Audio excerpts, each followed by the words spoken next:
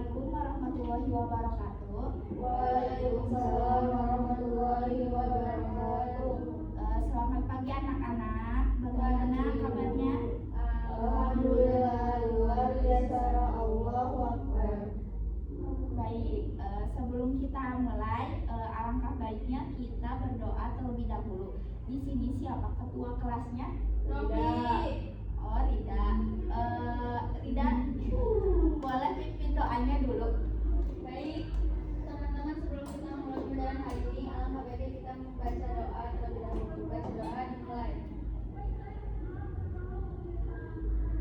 Selesai, beri salam. Assalamualaikum warahmatullahi wabarakatuh. Baik, terima kasih Rida yang udah memimpin doanya. Tapi sebelum itu Ibu ingin mengecek kehadirannya dulu nih. Siapa yang tidak hadir? Alhamdulillah ya, hari ini semuanya hadir, berarti sudah siap gitu untuk belajar nih. Anak-anak, minggu lalu kita kan sudah belajar tentang peran Bank Indonesia dalam sistem keuangan. Nah, hari ini kita akan belajar melanjutkan ke materi berikutnya nih. Tapi sebelum itu Ibu ingin kalian menonton dulu gitu sebuah video.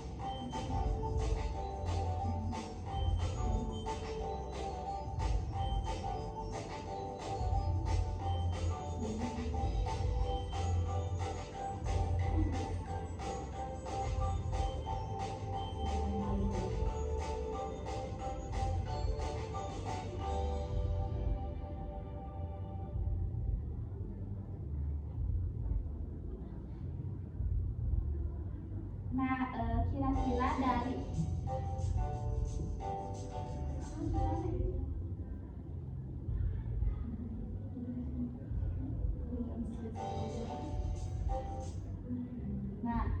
setelah kalian menonton video tersebut nih, kira-kira ada yang tahu nggak kita hari ini mau belajar apa, materi apa? Aku tahu, Bu. Apa, Hanum? Uang atau sistem pembayaran, bukan, Bu? Ya, betul ya. Kita akan belajar mengenai sistem pembayaran dan alat pembayaran.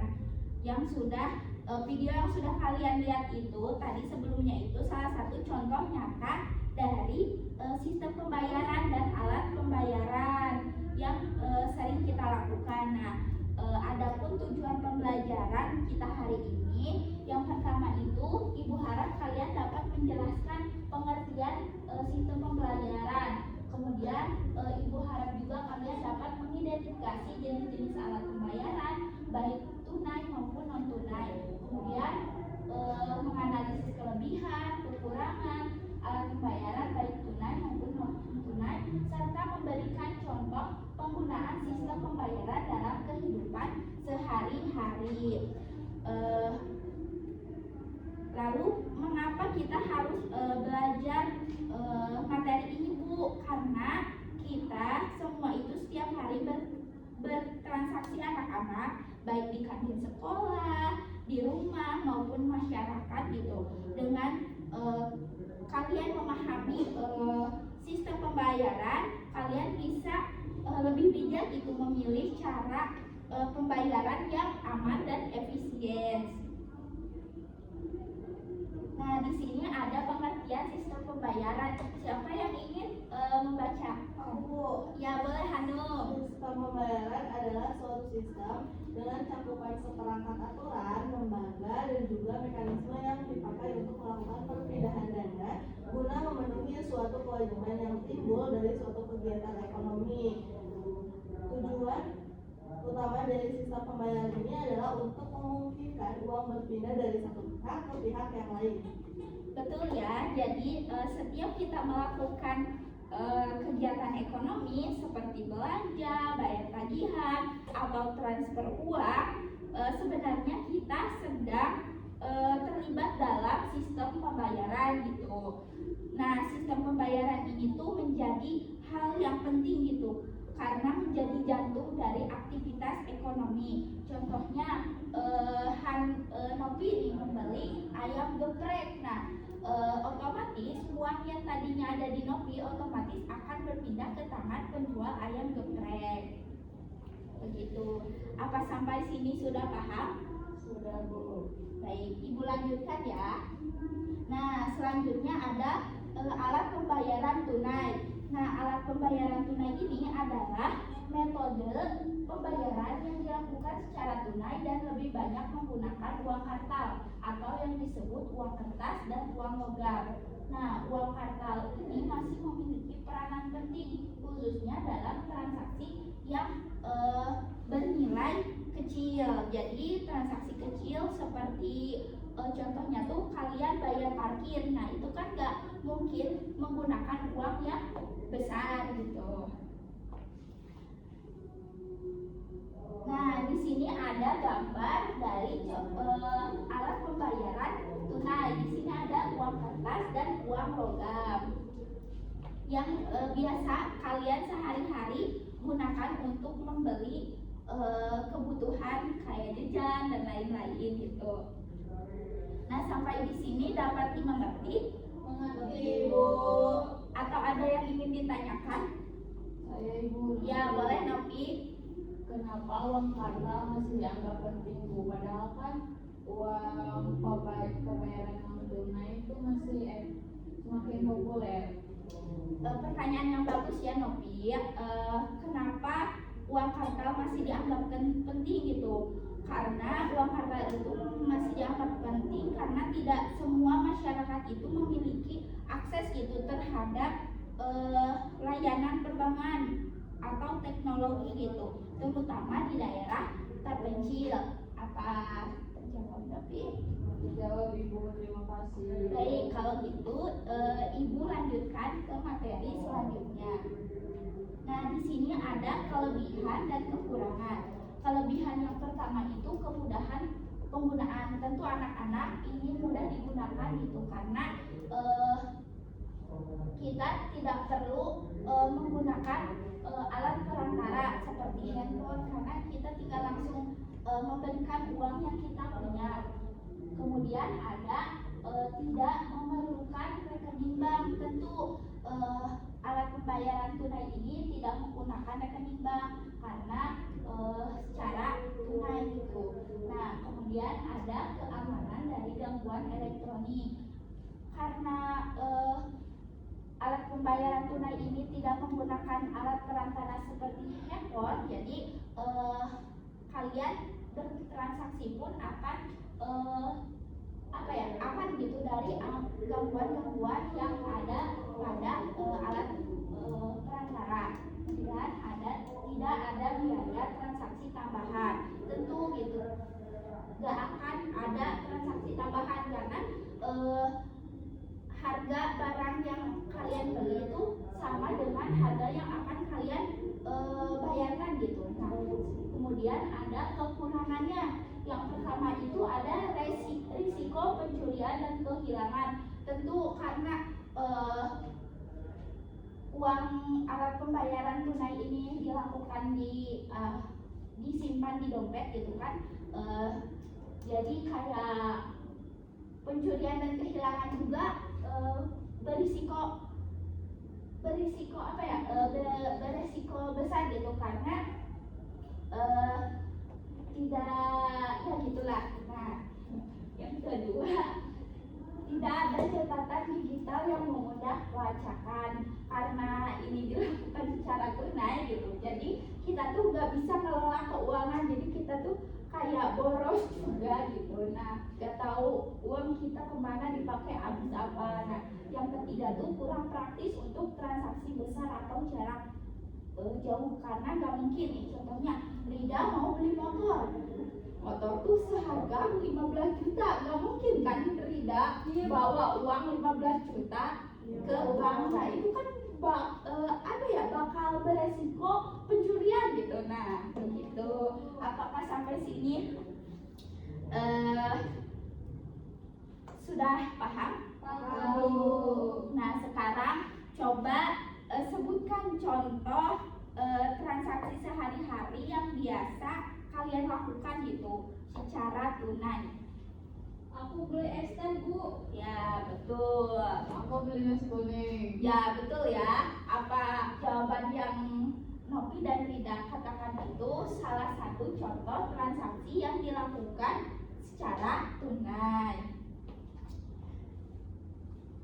Baik, selanjutnya kita lanjut ke materi alat pembayaran non tunai. Nah, alat pembayaran non tunai ini adalah metode untuk melakukan transaksi tanpa menggunakan uang fisik seperti kartu kredit, kartu debit, e-wallet, QRIS, virtual account, cek, dan giro. Nah, alat-alat ini memanfaatkan teknologi untuk memproses pembayaran secara elektronik sehingga transaksi menjadi lebih praktis, efisien, dan aman. Jadi alat pembayaran non tunai ini hadir sebagai transformasi sistem keuangan gitu, sejalan dengan perkembangan teknologi yang mendorong masyarakatnya untuk menggunakan transaksi non tunai karena lebih transparan gitu, mudah dilacak dan dapat mendukung sistem ekonomi digital yang efisien. Nah, di sini tuh ada contoh-contoh dari alat pembayaran non tunai. Baik, apa semuanya sudah paham? Paham, Ibu. Ada yang ingin ditanyakan? Saya, Bu. Ya boleh Anu. Ibu, kalau kita udah sering nih pakai e-wallet kayak Dana ataupun GoPay, apa nanti uang tunai itu bisa benar-benar hilang dan tidak dipakai lagi? Pertanyaan yang bagus ya Hanum. Meskipun sekarang transaksi digital semakin populer gitu, uang tunai gitu tetap tidak akan hilang sepenuhnya karena masih banyak orang dan daerah yang belum memiliki akses internet gitu atau rekening bank. Jadi sistem tunai dan non tunai saling melengkapi gitu agar semua masyarakat bisa bertransaksi dengan mudah gitu. Selanjutnya Ibu lanjutkan ke materi berikutnya ya. Di sini ada kelebihan dan kekurangan. Yang pertama itu ada kemudahan transaksi, keamanan karena tidak memerlukan uang fisik karena tinggal satu kali scan langsung terbayar gitu. Kedua ada pelacakan pengeluaran. Jadi karena menggunakan teknologi, jadi pelacakan pun pengeluaran tercatat gitu. Dan ketiga potensi promo serta diskon karena ini dilakukan secara digital jadi banyak promo-promo gitu. Nah kekurangannya yang pertama itu ketergantungan pada teknologi karena banyaknya teknologi, karena menggunakan teknologi jadi segala transaksi pun dilakukan secara teknologi gitu. Nah yang kedua itu ada risiko keamanan data seperti peretasan. Nah karena menggunakan Boleh izin ke toilet? ya boleh. Nah yang kedua itu risiko keamanan seperti data peretasan karena menggunakan teknologi jadi berisiko untuk mengalami kekerasannya. Yang ketiga ada potensi biaya tambahan. Nah, karena ini dilakukan secara digital jadi ada biaya tambahan, jadi harga yang kalian bayar tuh akan lebih karena ada biaya tambahan. Dan yang keempat tuh tidak tersedianya layanan di semua tempat terutama di daerah terpencil gitu. Apakah sampai sini sudah paham? Sudah, Ibu. Tapi Ibu mau tanya nih, setelah penjelasan dari Ibu yang tadi, apa perbedaan antara alat pembayaran tunai dan alat pembayaran non tunai? Ada yang mau bantu jawab? Saya Ibu. Ya boleh Nopi. pembayaran tunai itu menggunakan uang fisik kayak kertas dan logam yang diberikan secara langsung saat bertransaksi. Nah, kalau alat pembayaran non tunai itu dilakukan tanpa uang fisik, melainkan menggunakan media elektronik kayak kartu debit, kartu kredit, e-wallet, atau QRIS. Bagus ya jawaban Nopi sudah benar gitu. Artinya kalian sudah bisa membedakan gitu dengan jelas antara pembayaran tunai dan non tunai.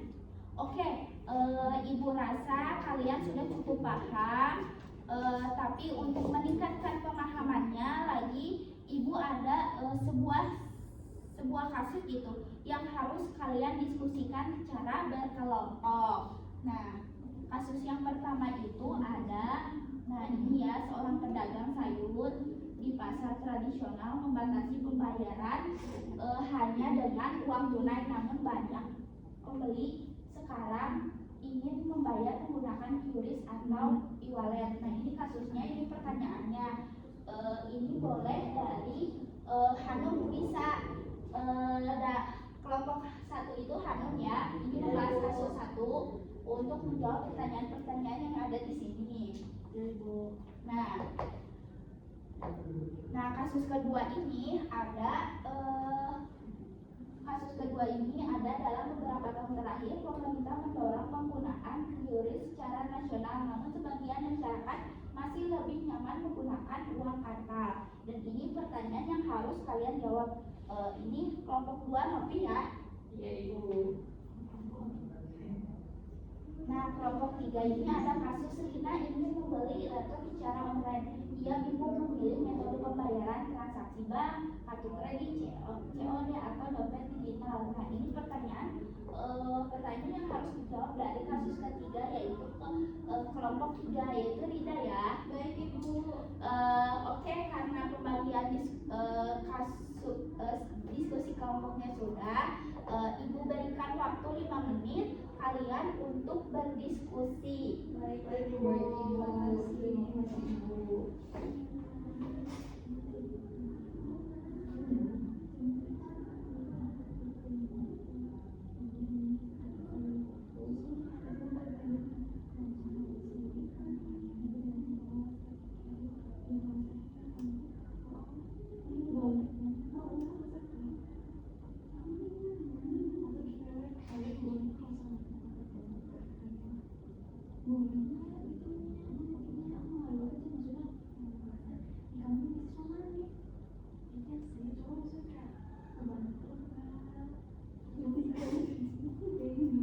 Ada yang kurang dipahami mengenai studi kasus atau sudah paham semua? Sudah paham. Ibu, tapi saya mau tanya Ibu, ini kayak gini bukan Bu?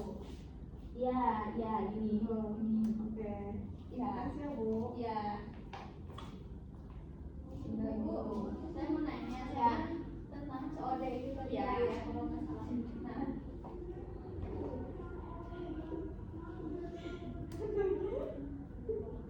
berarti kalau kayak JNT gitu, terus aku misalkan bisa pakai, terus melalui COD bisa, Bu? Bisa. Buat nulis di kasusnya. Bisa. Oh, oke, terima kasih. Ya. Waktunya tinggal 3 menit lagi ya anak-anak. Gunakan waktunya sebaik mungkin.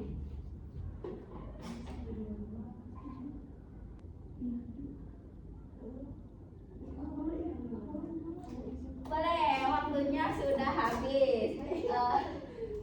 Mau dari kelompok Satu berapa dulu. dulu? Oh, boleh kelompok 1 nih. Oke. Tadi itu kasusnya, Ibu boleh tanya. Jadi kasusnya itu seorang pedagang sayur di pasar tradisional membatasi pembayaran hanya dengan uang tunai. Namun banyak pembeli sekarang ingin membayar menggunakan QRIS ataupun e-wallet. Nah, untuk pertanyaan pertama ini, ya saya langsung jawab aja ya. Ya. Jadi jawabannya itu pedagang sayur cenderung menggunakan uang tunai karena sederhana, tidak membutuhkan perangkat elektronik dan juga langsung diterima tanpa biaya administrasi. Namun jika pedagang mulai menerima pembayaran non tunai seperti QRIS, transaksi akan menjadi lebih cepat, aman, dan juga beresiko kehilangan uang fisik. Nah, selain itu, pedagang dapat menjangkau lebih banyak pembeli yang kini lebih sering menggunakan pembayaran digital. Untuk kondisi pasar tradisional, metode paling efisien adalah kombinasi tunai dan juga kris, karena tetap melayani pembeli yang tidak memiliki akses digital sekaligus memfasilitasi pembeli yang ingin transisi ke non tunai. Seperti itu Bu dari kelompok 1. Ya, betul ya jawaban dari kelompok. Ya boleh. Jawaban dari kelompok 1 ini sudah sangat baik itu karena mampu menjelaskan alasan pedagang menggunakan pembayaran tunai dan manfaat penggunaan QRIS secara jelas gitu. Kalian juga sudah mampu menunjukkan gitu pemahaman bahwa pasar tradisional itu memiliki karakteristik yang khusus gitu. Oke, selanjutnya kasus kedua dari kelompok 2.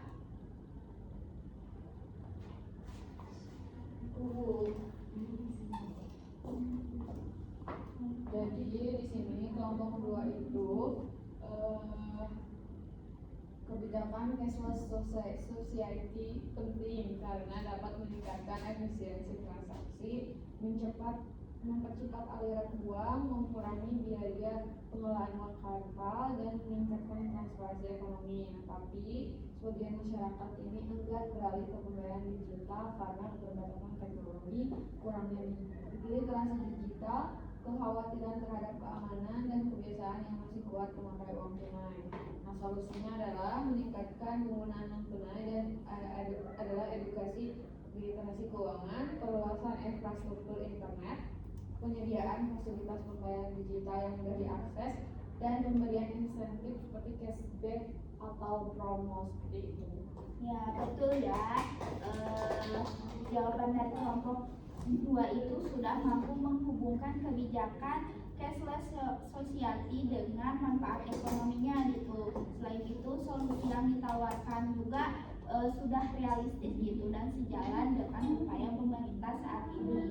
Oke, selanjutnya kasus ketiga dari kelompok 3. Baik Bu, saya perwakilan kelompok 3 izin mempresentasikan hasil diskusi saya. Nah, jadi jawaban dari kelompok 3 ini pertama itu kan pertanyaannya bandingkan kelebihan dan kekurangan setiap metode pembayaran tersebut. Nah, setiap metode pembayaran memiliki kelebihan dan kekurangan Bu.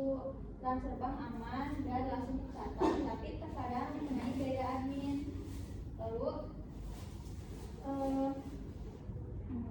kartu kredit memberikan keamanan dan perlindungan transaksi, namun beresiko menambah utang jika tidak dikelola. Nah, mana metode yang paling aman untuk transaksi online? Sepertinya COD Bu cocok bagi pembeli yang ragu berinteraksi digital tapi kurang efisien dan rawan penipuan barang. Nomor 3, cepat praktis dan sering menawarkan promo tapi tergantung pada internet dan rentan terhadap penipuan jika tidak berhati-hati. Nah, rekomendasi kartu kredit untuk Vina dengan alasan untuk metode paling aman adalah kartu kredit atau transfer bank karena memiliki proteksi transaksi dan bukti pembayaran jelas. Oleh karena itu, rekomendasi terbaik bagi dirinya adalah menggunakan transfer bank atau kartu kredit dari platform yang terpercaya. Terima kasih Bu.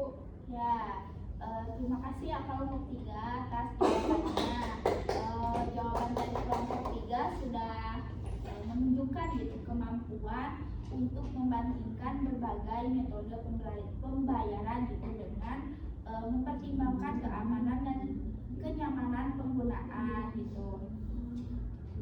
Baik, anak-anak, dari pembelajaran hari ini kita sudah memahami bahwa sistem pembayaran terdiri dari 2 jenis, yaitu alat pembayaran tunai dan non tunai. Nah, keduanya memiliki kelebihan dan kekurangan, tetapi sama-sama penting gitu dalam mendukung kelancaran transaksi ekonomi. Jadi, gunakanlah alat pembayaran dengan bijak dan bertanggung jawablah sesuai kebutuhan dan situasi. Dengan begitu, gitu, kita bisa menjadi masyarakat yang cerdas finansial dan siap menghadapi era digital. Baik, sebelum Ibu akhiri pembelajaran, Ibu ingin tanya sekali lagi. kalian sudah bisa membedakan pembayaran alat tunai dan non-tunai? Bisa Ibu. Bisa, Ibu.